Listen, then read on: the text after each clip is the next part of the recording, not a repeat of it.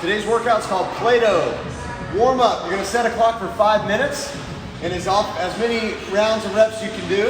30-second hollow hold, 20 air squats, 20 single leg deadlifts. You do not have to fly through this, so you're not recording an AMRAP here, but that's the style of the warm up. So that hollow hold, just make sure your clock is running. You're going to bring those feet up off the ground. Make sure your hands are behind the head and the shoulder blades come up. You're going to hold this hollow hold for 30 seconds. If you have to drop and rest, then just wait, come back up, and try to complete a full 30-second hollow hold. Then, for your air squats, nice stance for the squat. Heels should be about shoulder width apart. Toes are slightly pointed out. And then, as we come down for the squat, the hip crease goes below the top of the knee. And of course, your knees are going to track in line with your feet. So we don't want them to cave in a lot.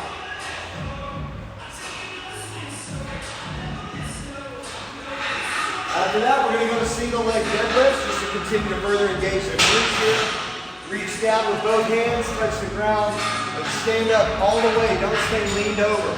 Stand up all the way. That's going to be 10 on each leg. After that, our workout, Plato. You have a buy-in. So your time starts with the buy-in. You do an 800-meter run, or if you have the ability, and of course if the weather calls for it, then you can do a 1,000-meter row as well. Once that's done, you're going to go into these movements for 5 rounds. 20 sit-ups, or RX Plus is going to be alternating leg V-ups. 10 overhead plate squats. RX is a lighter weight, RX Plus is a heavier. It just depends on what you have available to you. But double check Wodify to see that weight range. And then 20 weighted step-ups. The hold doesn't really matter. You just don't, whatever you're using, you don't want to use that weight to push up on the thigh or rest on the thigh or anything whenever you're doing it. So you can hold the weight to the side, you can hold it overhead, hold it on the shoulder. That's going to be totally fine. The step up is going to be up to maybe a second step, so you'll skip a step, and that's about high enough for your step ups. On that first movement, sit-ups, we do these all the time. Come down to the ground. You want to touch the ground behind your head, and come up and reach towards the front of the toes, making sure that your shoulders go over the hips. So we're going to reach back, and come up all the way for the sit-up. Alternating leg V-ups. On this one, similarly, you'll reach back behind the head, lift one leg into the air, and reach over and touch the toe. Make sure that shoulder blade can come off the ground here. So here's 1, 2, 3, 4, and so on. Now for your overhead plate squat, I left myself at 45. Fantastic. Make sure you bring that plate up all the way overhead. Get a good squat stance. We're going to come down and all the way up. That plate just has to remain overhead. If you can't lock out, that's okay. Just don't rest it on top, all right?